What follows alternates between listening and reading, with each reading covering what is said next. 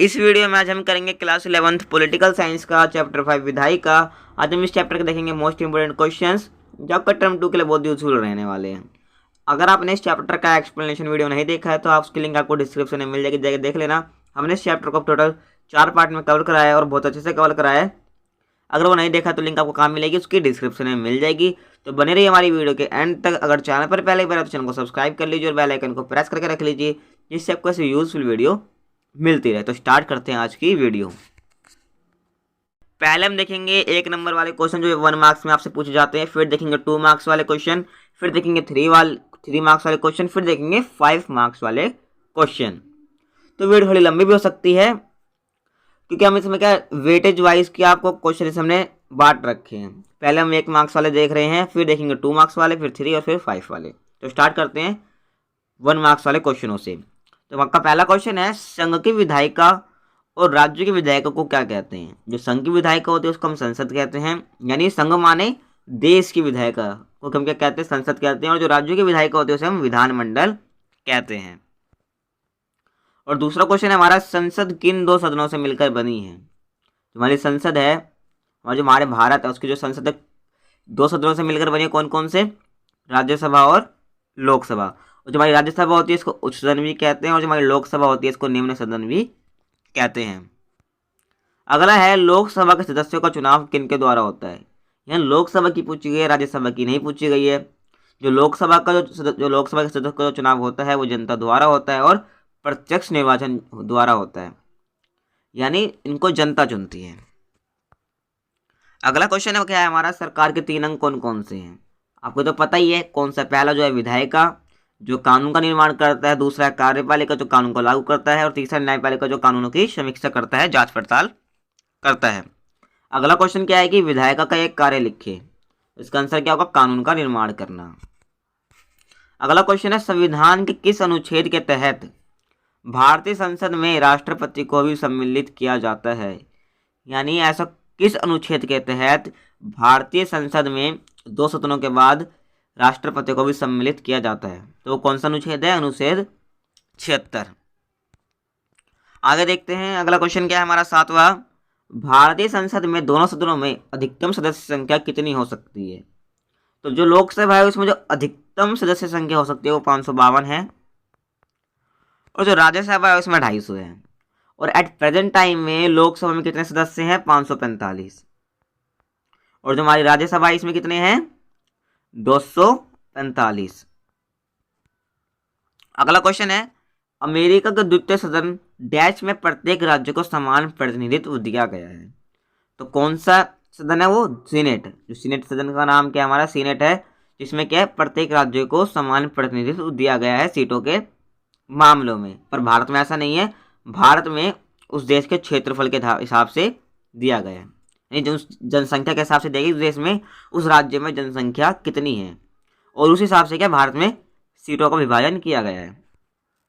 9वां question है हमारा, किस कानून के अनुसार राज्यसभा या लोकसभा के उम्मीदवार का नाम किसी न किसी संसदीय निर्वाचक क्षेत्र में पंजीकृत होना आवश्यक है? तो कौन सा कानून है वो?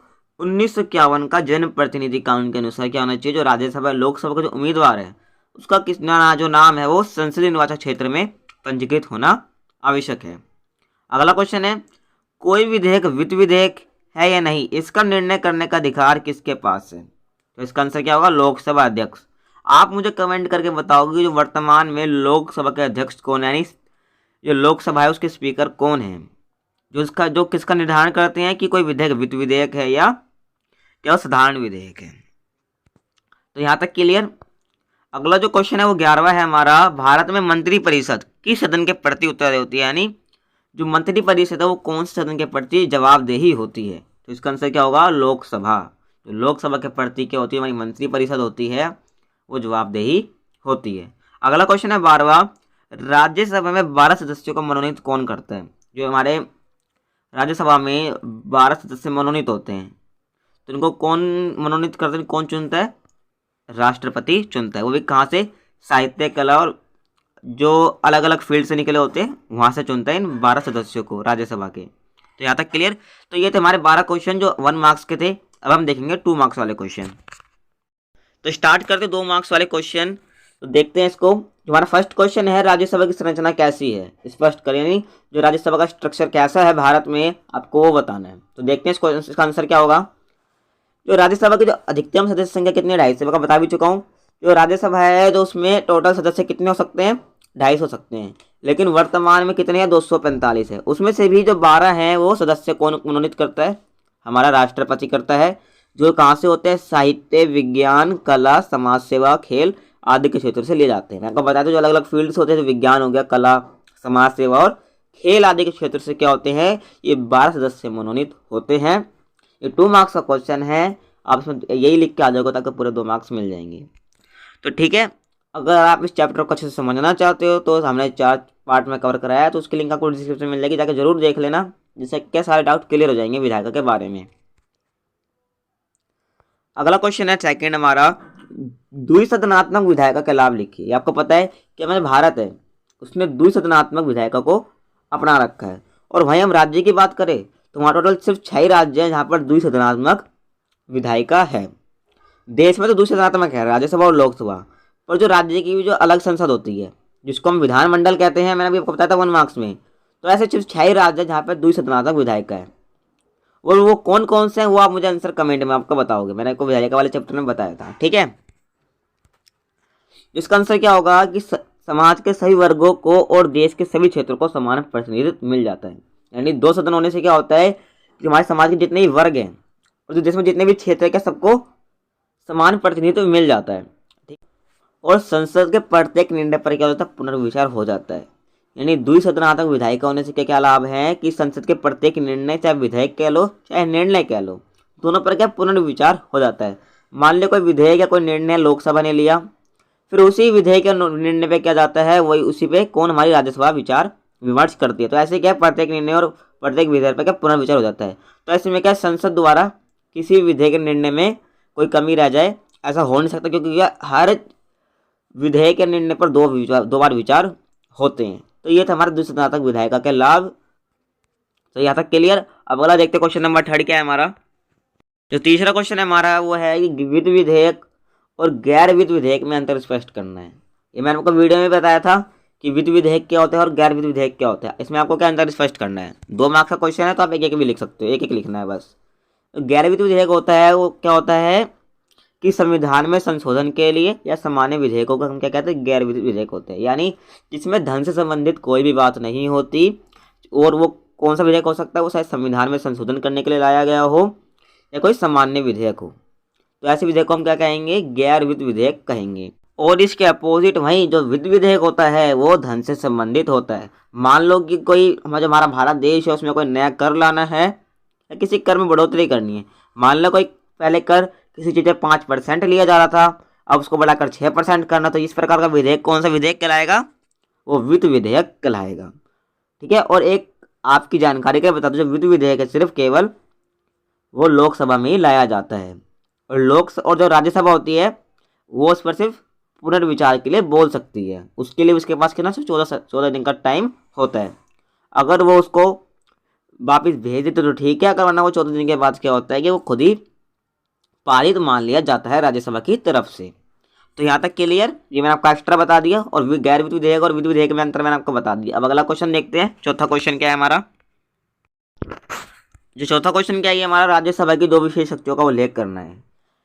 कि राज्यसभा की 2 विशेष शक्तियाँ कौन कौन सी हैं आपको बतानी है। तो पहली शक्ति में आप लिख सकते हो, जो राज्यसभा है वो राज्य के अंतर्गत आने वाले विषयों पर राष्ट्रहित हेतु संसद को कानून बनाने का अधिकार दे सकती है। तो अगला और लिख सकते हो आप, राज्यसभा किसी भी नई अखिल भारतीय सेवा का क्या राष्ट्र के हित में गठन कर सकती है। ये 2 शक्ति मैंने आपको बताई। क्योंकि राज्यसभा है वो राज्यों का प्रतिनिधित्व करती है, और उसके अंदर आने वाले जो भी विषय हैं उस पर क्या है, वो संसद को कानून बनाने का अधिकार दे सकती है, और किसी भी नई अखिल भारतीय सेवा का क्या गठन कर सकती है, किसके लिए, राष्ट्र के हित के लिए। तो ये 2 मार्क्स में ये 2 पॉइंट बता दिए मैंने आपको। तो ये तो मैंने आपको क्लियर हो गया होगा। अब जो अगला क्वेश्चन है 5वां क्वेश्चन है, ये लास्ट क्वेश्चन है।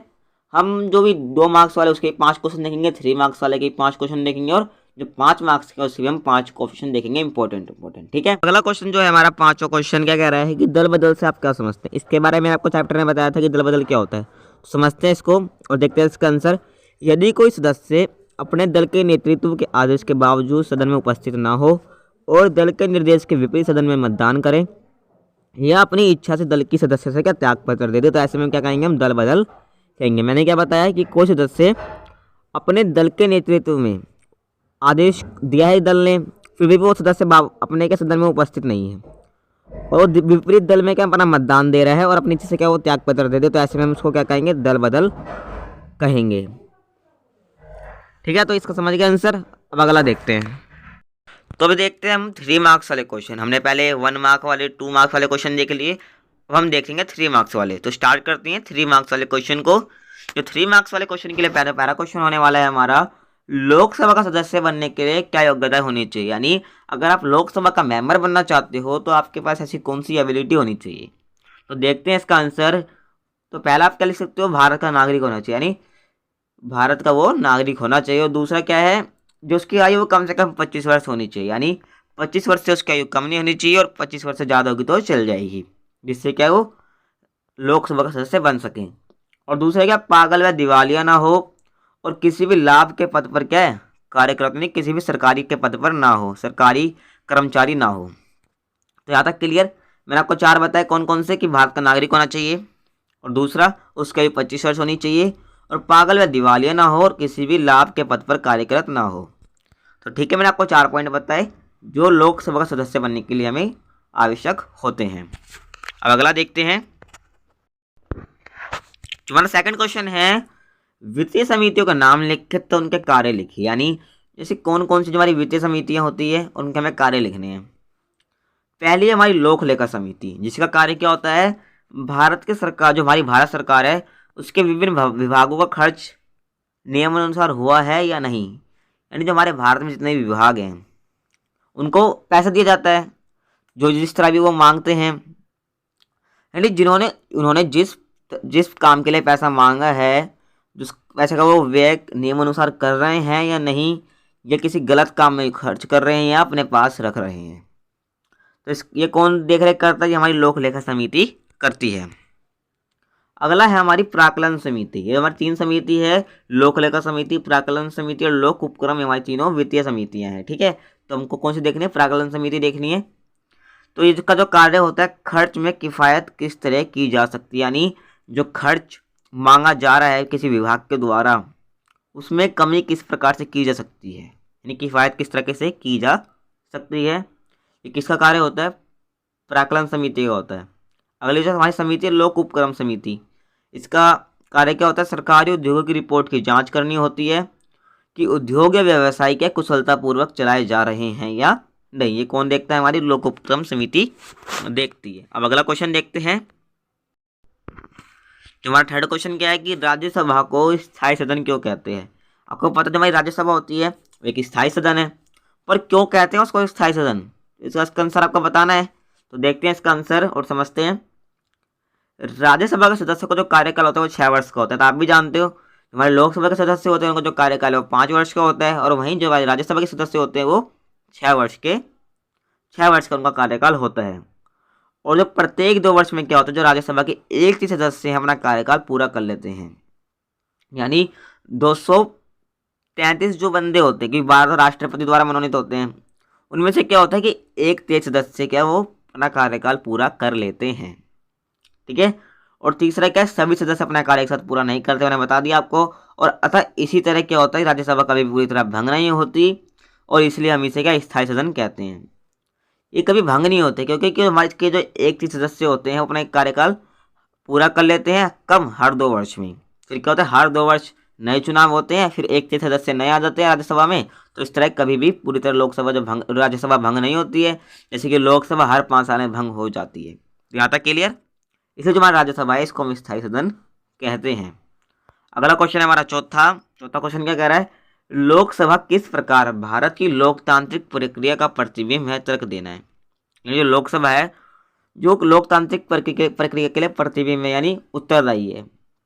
तो बताना है कि कैसे आपको तर्क देने हैं उसके लिए। तो पहला आप क्या लिख सकते हो, राज्यसभा के सदस्यों का चुनाव राज्यों के विधानसभा करते हैं, जो हमारी लोकतंत्र के खिलाफ है, क्योंकि हमारे यहाँ पे लोकतंत्र है क्योंकि जो लोकतंत्र जनता का शासन होता है और जनता द्वारा ही चुना जाता है। तो ऐसे में जो राज्यसभा के सदस्य होते हैं उनका चुनाव कौन होता है, राज्य की विधानसभाओं द्वारा होते हैं, अप्रत्यक्ष विधि से होते हैं, एकल संक्रमणीय मत प्रणाली द्वारा होते हैं। और वहीं जो हमारी मेरा लिख भी रखा है देखो, एकल संक्रमणीय मत प्रणाली द्वारा होते हैं। और वहीं जो लोकसभा के सदस्य का चुनाव किस द्वारा होता है, जनता द्वारा होता है, प्रत्यक्ष रूप से होता है, उनको जनता चुनती है, जो क्या है लोकतांत्रिक का आधार है। मैंने क्या बताया आपको, जो राज्यसभा के सदस्य होते हैं उनका जो चुनाव है वो अप्रत्यक्ष तरीके से होता है, एकल संक्रमणीय मत प्रणाली द्वारा, जो इंग्लैंड से ली गई है। और वहीं जो लोकसभा के सदस्य हैं उनका चुनाव जनता द्वारा होता है, प्रत्यक्ष रूप से होता है, यही जो लोकतंत्र का आधार है। ठीक है, तो इसलिए क्या है कि जो लोकसभा है वो लोकतांत्रिक प्रक्रिया के अनुसार चलती है। ठीक है, और जो चुनाव का आधार क्या रहता है, सार्वभौमिक वयस्क मताधिकार, यानी जिसकी आयु 18 वर्ष से ऊपर है, जो 18 वर्ष है वो वोट देने के लिए एलिजिबल हो जाता है। और उसमें क्या है, किसी प्रकार का भेदभाव नहीं किया जाता है जाति, लिंग, धर्म और क्षेत्र के आधार पर, उसमें क्या बिल्कुल भी भेदभाव नहीं किया जाता है। इसी को हम सार्वभौमिक वयस्क मताधिकार कहते हैं। और जो चुनाव का आधार होता है यही होता है। तो प्रत्येक व्यक्ति के मत का मूल्य क्या होता है, समान होता है।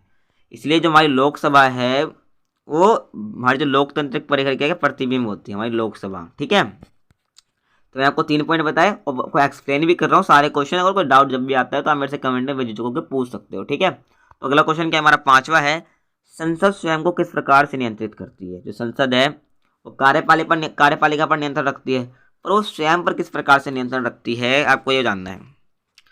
तो सदन का देखो इसका आंसर हम देख रहे हैं, सदन का अध्यक्ष विधायी कार्यवाही के मामले में सर्वोच्च अधिकारी होता है, यानी जो भी सदन के अंदर कार्यवाही चल रही है उसका अनुशासन से रहना, जितने भी सारे काम हो रहे वो नियमित समय पर होना, ये सब किसका काम होता है देखना, ये होता है सदन के अध्यक्ष का। ठीक है, और वही अंतिम फैसले लेने में जो अंतिम फैसले होते हैं वही निर्णय कौन लेता है, हमारे सर्वोच्च अधिकारी लेते हैं, कौन, सदन के अध्यक्ष। ठीक है, और जिसे संसद में सार्थक अनुशासित होती है, यानी जो संसद हमारी सार्थक में अनुशासित रहती है किससे, सदन के अध्यक्ष, जो कार्यवाही के मामले में क्या सर्वोच्च अधिकारी होते हैं और वही सब देख रेख कर देते हैं, हमारी संसद क्या अनुशासित होती है, और दल बदल निरोधक कानून द्वारा। इसका तो मैं आपको बता ही चुका हूँ कि दल बदल निरोधक कानून द्वारा किस प्रकार दल बदल क्या होता है कि कोई सदस्य की दल बदल ले। तो ऐसे में क्या है, 52वां संशोधन है हमारे कि 91वां संशोधन है, इसके अनुसार कोई अगर ये चीज़ हो जाता है कि किसी व्यक्ति ने अपना दल बदला है तो क्या उसको उस दल से निकाल दिया जाता है। तो इस प्रकार से भी क्या है कि हमारी संसद जो है स्वयं पर नियंत्रित रखती है। तो ठीक है, तो मैं आपको बता दी संसद स्वयं पर किस प्रकार से नियंत्रित रखती है। तो ये मैंने 5 क्वेश्चन देखे 3 मार्क्स वाले। अब हम देखेंगे 5 मार्क्स वाले क्वेश्चन। तो यहाँ से स्टार्ट होते हैं हमारे 5 मार्क्स वाले क्वेश्चन। तो देखते हैं पहला क्वेश्चन क्या है हमारा, भारत में कानून निर्माण की प्रक्रिया समझिए। मोस्ट इंपोर्टेंट क्वेश्चन है कि भारत में कानून का निर्माण किस प्रकार किया जाता है।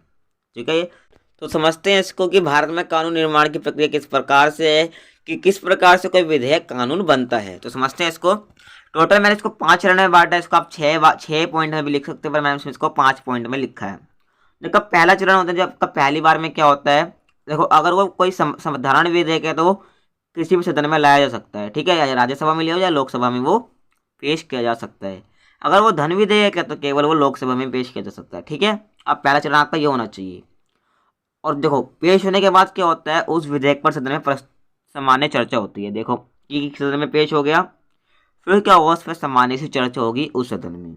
फिर हमारा दूसरे चरण में क्या होता है, उस विधेयक को संसदीय समितियों के पास भेज दिया जाता है और वो समितियाँ करती हैं, उस विधेयक के हर पहलू पर चर्चा करती हैं और समिति क्या सदन में रिपोर्ट भेज देती है। यानी जो समिति है उस विधेयक के अपने दृष्टिकोण से उस पर विचार विमर्श करती है, चर्चा करती है अपनी समितियों के सदस्यों से, फिर क्या उसकी रिपोर्ट सदन को भेज देती है। ठीक है, फिर उसके बाद क्या होता है, तुम्हारे तीसरे चरण में आप लिखोगे, उसके बाद सदन में क्या समिति ने रिपोर्ट भेज दी, फिर जो सदन में जो समिति ने रिपोर्ट भेजी उस पर विस्तृत चर्चा होती है।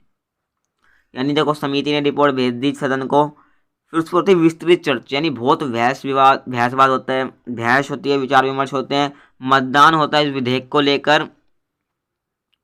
उसके बाद क्या होता है, सदन में विधेयक पारित हो जाता है या तो रद्द हो जाता है। अगर वो विधेयक पारित हो जाता है तो दूसरे सदन में भेजा जाता है।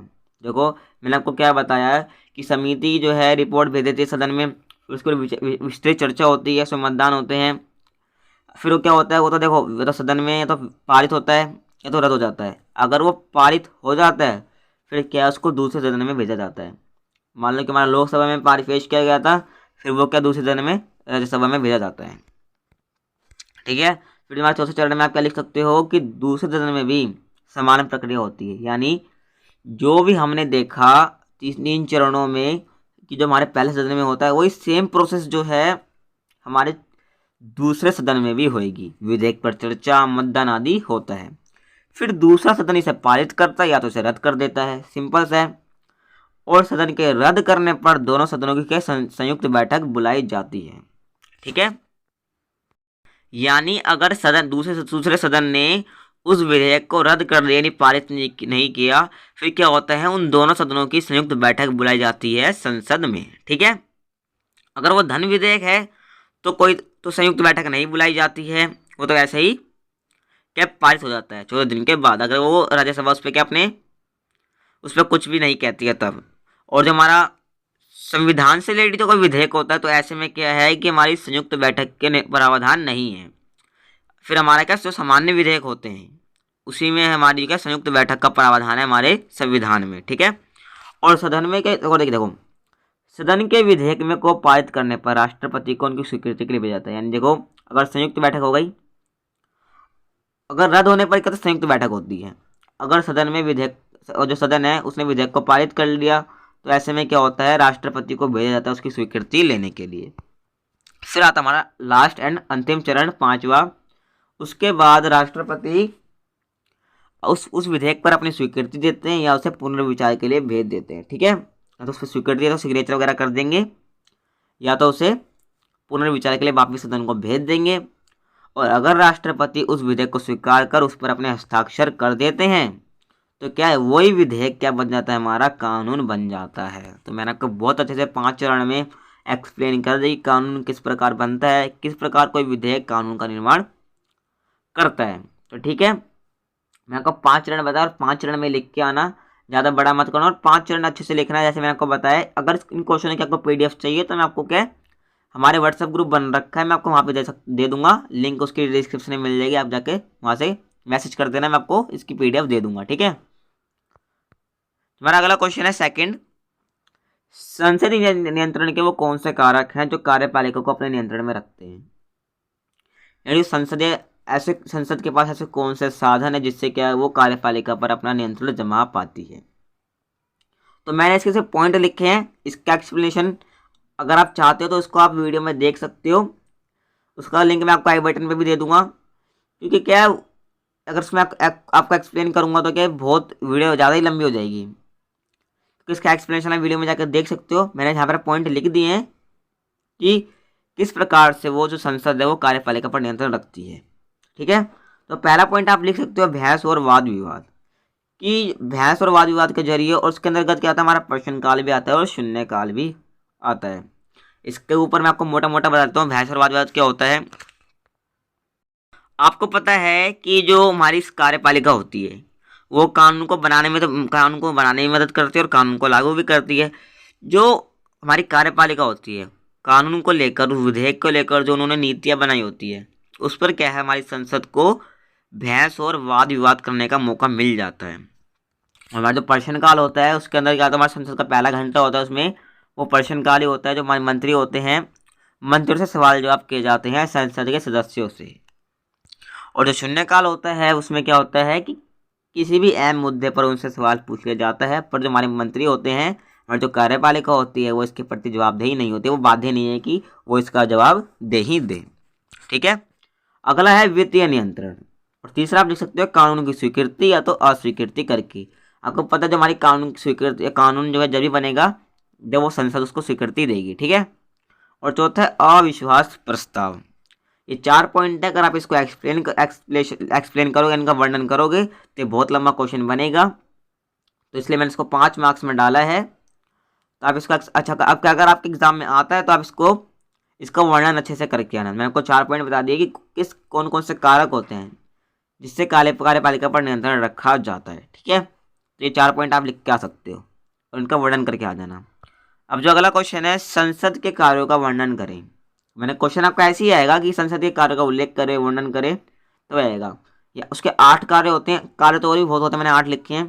कि पहला जो उसका कार्य होता है कानून बनाना, दूसरा होता है कार्यपालिका पर नियंत्रण करना, तीसरा होता है वित्तीय कार्य, चौथा है संवैधानिक कार्य, पांचवा है निर्वाचन संबंधी कार्य और छठा है बहस का मंच और सातवां है प्रतिनिधित्व और आठवां है न्यायिक कार्य। इन सब के बारे में मैंने डिटेल से बताया आपको वीडियो में कि संसद किस प्रकार से कानून बनाती है। तो हमने अभी भी देखा वित्तीय कार्य यानी कि सरकार को कोई भी कर में बढ़ोतरी करनी है या कोई किसी काम के लिए पैसा चाहिए तो वो किससे मंजूरी लेनी पड़ती है, हमारी संसद से लेनी पड़ती है। यानी जो भी बजट पेश करता है उसकी स्वीकृति कौन देती है, हमारी संसद ही देती है। तो इस प्रकार से वित्तीय कार्य भी संसद का हो जाता है और कार्यपालिका पर नियंत्रण करती है, हमने भी देखा। और निर्वाचन संबंधी कार्य यानी जो हमारे राष्ट्रपति हो गए, उपराष्ट्रपति के चुनाव में इनकी भागीदारी होती है। संवैधानिक कार्य यानी जो संविधान में संशोधन करना हो तो उस प्रकार से भी कौन करती है, हमारी संसद ही करती है। और बहस का मंच भी उपलब्ध कराती है और प्रतिनिधित्व करती है, हर क्षेत्र का, हर धर्म का प्रतिनिधित्व कौन करती है, हमारी संसद करती है। और न्यायिक कार्य में क्या आएगा कि ये उपराष्ट्रपति सर्वोच्च न्यायालय के न्यायाधीशों को उनके पद से हटा भी सकती है। ठीक है, तो ये 8 कार्य मैंने आपको बताया और मैंने इनके बारे में आपको हल्की सी जानकारी भी आपको मैंने दे दी। ठीक है, अब अगला जो क्वेश्चन है चौथा, यानी लास्ट क्वेश्चन है हमारा इस 5 मार्क्स वाले क्वेश्चन के लिए। ठीक है, तो हमारे जो राज्यसभा और लोकसभा की विशेष शक्तियों का वर्णन करें, यानी जो हमारा चौथा क्वेश्चन क्या कह रहा है कि राज्यसभा और लोकसभा की हमें विशेष शक्तियाँ बतानी है। तो पहले देखते हैं राज्यसभा की। राज्यसभा के पास कौन कौन सी विशेष शक्तियाँ हैं। पहला है कि राज्यों का प्रतिनिधित्व करने वाली संस्था है, यानी राज्यों का प्रतिनिधित्व करती है। और जो हमारी लोकसभा है वो जनता का प्रतिनिधित्व करती है, वही जो हमारी राज्यसभा है वो राज्यों का प्रतिनिधित्व करती है। और जो दूसरा है कि राज्य के हितों का संरक्षण इसका उद्देश्य है, यानी राज्य के हित के मामले में कोई भी मुद्दा है और तो उसका काम क्या, उसको संरक्षण प्रदान करना है। ठीक है, और जो अगला पॉइंट आप लिख सकते हो, राज्य के हितों को प्रभावित करने वाला प्रत्येक मुद्दा इसकी सहमति और स्वीकृति के लिए भेजा जाता है। यानी ऐसा जो भी मुद्दा है जो राज्यों को प्रभावित कर रहा है और उसकी स्वीकृति किससे ली जाएगी, हमारी राज्यसभा से ली जाएगी। ठीक है, यानी उसकी स्वीकृति या स्वीकृति के लिए किसके पास भेजा जाता है, हमारी राज्यसभा के पास भेजा जाता है, जो भी राज्य को प्रभावित करता है। ठीक है, तो ये राज्यसभा की शक्ति थी। अब देखेंगे हम लोकसभा की। जो हमारी लोकसभा की विशेष शक्ति आती है उसके अंदर आप पहले लिख सकते हो, धन विधेयक जो है केवल लोकसभा में प्रस्तुत किया जा सकता है। जो धन विधेयक होता है, मैं आपको बताया भी था पहले कि जो धन विधेयक होता है केवल लोकसभा में ही लाया जा सकता है, राज्यसभा में नहीं लाया जा सकता।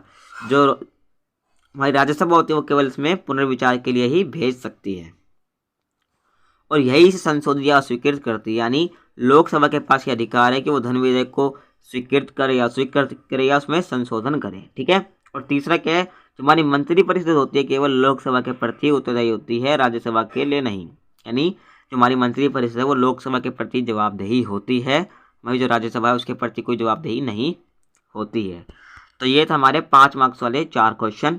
हमने 1 मार्क्स वाले देखे, 2 मार्क्स वाले देखे, 3 मार्क्स वाले देखे, 5 मार्क्स वाले देखे, हमने सारे देख लिए।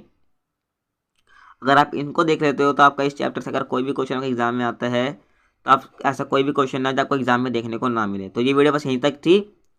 अगर चैनल पर पहली बार चैनल को सब्सक्राइब कर लीजिए और बेल आइकन को प्रेस करके रख लीजिए, जिससे आपको यूजफुल वीडियो मिलती रहे। तो इस वीडियो में बस इतना ही। तो मिलते हैं आपसे अगली वीडियो में, जब तक के लिए जय हिंद जय भारत।